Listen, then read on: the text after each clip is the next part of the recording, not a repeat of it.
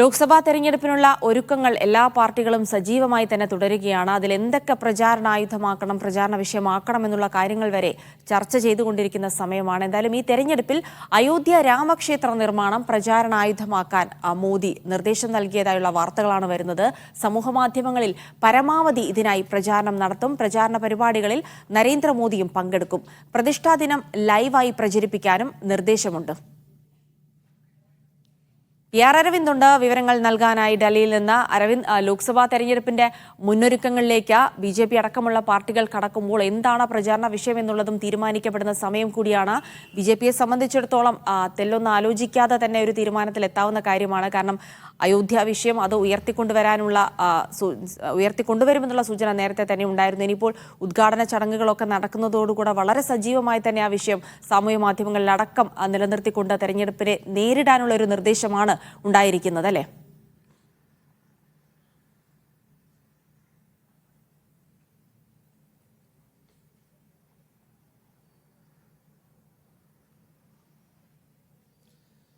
ഇന്നലെയായിരുന്നു ബി.ജെ.പി. ദേശീയ നേതൃത്വം ഡൽഹിയിൽ അവസാനിച്ചത്. ഈ ദേശീയ നേതൃത്വ യോഗത്തിലാണ് നിരവധി നിർണയങ്ങൾ പ്രധാനമന്ത്രി നരേന്ദ്രമോദിയും അതുപോലെ തന്നെ ബി.ജെ.പി. കേന്ദ്ര നേതൃത്വവും മുന്നോട്ട് വച്ചത്.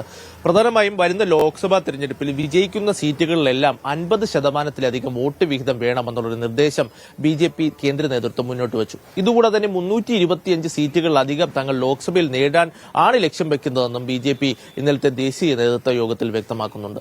ഇതിനുവേണ്ടിയുള്ള നിരവധി പ്രചാരണ ആയുധങ്ങളാണ് ഇതുമായി ബന്ധപ്പെട്ട ചർച്ചകളും ഇന്നലെ ദേശീയ നേതൃത്വ യോഗത്തിൽ നടത്തിയിരുന്നു. അതിൽ പ്രധാനമായും ഉയർന്നു വരുന്നത് രാമക്ഷേത്രം തന്നെയാണ് ബി.ജെ.പി. 2024 ലോക്സഭാ തെരഞ്ഞെടുപ്പിൽ പ്രചാരണ ആയുധമാക്കുവാൻ തീരുമാനിച്ചിരിക്കുന്നത്.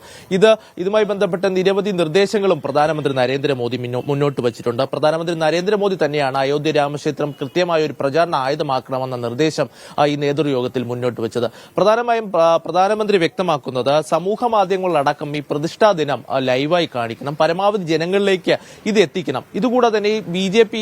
ഗൃഹസമ്പർക്ക പരിപാടികൾ ഈ രാമക്ഷേത്ര പ്രതിഷ്ഠയുമായി ബന്ധപ്പെട്ട രാജ്യവ്യാപകമായി ജനസമ്പർക്ക പരിപാടികൾ നടത്തും. ഇതിൽ ഈ രാമക്ഷേത്ര പ്രക്ഷോഭവുമായി ബന്ധപ്പെട്ട ബി.ജെ.പിയുടെ പങ്ക് വ്യക്തമാക്കുന്ന ലഘുരേഖകൾ നൽകുവാനും ബി.ജെ.പി. ലക്ഷ്യം വെക്കുന്നുണ്ട്. ഈ പ്രധാനമായും മറ്റ് രാഷ്ട്രീയ പാർട്ടികൾ ഇതിൽ സ്വീകരിച്ച നിലപാട് അല്ലെങ്കിൽ ഇതിനെതിരെ നിന്നു എന്നൊരു പ്രചാരണം നടത്തുവാനാണ് ബി.ജെ.പി. പ്രധാനമായും ലക്ഷ്യം വെക്കുന്നത്. നമുക്കറിയാം, രാമക്ഷേത്ര ഉദ്ഘാടനവുമായി ബന്ധപ്പെട്ട് നിരവധി പ്രതിപക്ഷ പാർട്ടികൾക്ക് ഇതിനോടകം തന്നെ സ്വീകരണം ലഭിച്ചിട്ടുണ്ട്. അവരെ എല്ലാവരെയും സ്വാഗതം ചെയ്തിട്ടുണ്ട്. പക്ഷേ അവരൊക്കെ പങ്കെടുക്കുമോ എന്നൊരു കാര്യം ഇതുവരെ വ്യക്തമാക്കിയിട്ടില്ല. എന്തായാലും ഇത് വലിയ രീതിയിലുള്ള പ്രചാരണ ആയുധമാക്കുവാൻ തന്നെയാണ് ബി.ജെ.പി. ലക്ഷ്യം വെക്കുന്നത്. ഈ ഹിന്ദി ഹൃദയഭൂമിയിലെ ഇത്തരത്തിൽ വലിയ രീതിയിലുള്ള പ്രചാരണം നടത്തി ഹൈന്ദവ വോട്ടുകളുടെ ഒരു ഏകീകരണമാണ് ബി.ജെ.പി. രാമക്ഷേത്ര നിർമ്മാണവുമായി ബന്ധപ്പെട്ട് ലക്ഷ്യം വെക്കുന്നത്. ഇതുമായി ബന്ധപ്പെട്ട് പ്രധാനമന്ത്രി നരേന്ദ്രമോദി തന്നെ നേരിട്ട് പ്രചാരണ പരിപാടികൾ പങ്കെടുക്കുമെന്നും ബി.ജെ.പി. ദേശീയ നേതൃത്വ യോഗത്തിൽ തീരുമാനമായിട്ടുണ്ട്. എന്തായാലും ഈ മാസം 30-ന് പ്രധാനമന്ത്രി അയോധ്യയിലെത്തുന്നുണ്ട്. അയോധ്യയിലെത്തുന്ന പ്രധാനമന്ത്രി ഒരു റോഡ് ഷോയിലും അതുപോലെ തന്നെ അതിനുശേഷം നടക്കുന്ന പൊതുറാലിയിലും പങ്കെടുക്കുന്നു. പൊതുറാലിയിൽ പങ്കെടുത്തുകൊണ്ട് അയോധ്യയിലെ ജനങ്ങളെ നരേന്ദ്രമോദി അഭിസംബോധന ചെയ്ത് സംസാരിക്കും. നമുക്കറിയാം, രാമക്ഷേത്രവുമായി ബന്ധപ്പെട്ട് വലിയ രീതിയിലുള്ള പ്രചാരണ ആയുധം നേരത്തെ തന്നെ ബി.ജെ.പി. നടത്തിയിരുന്നു. ബി.ജെ.പി.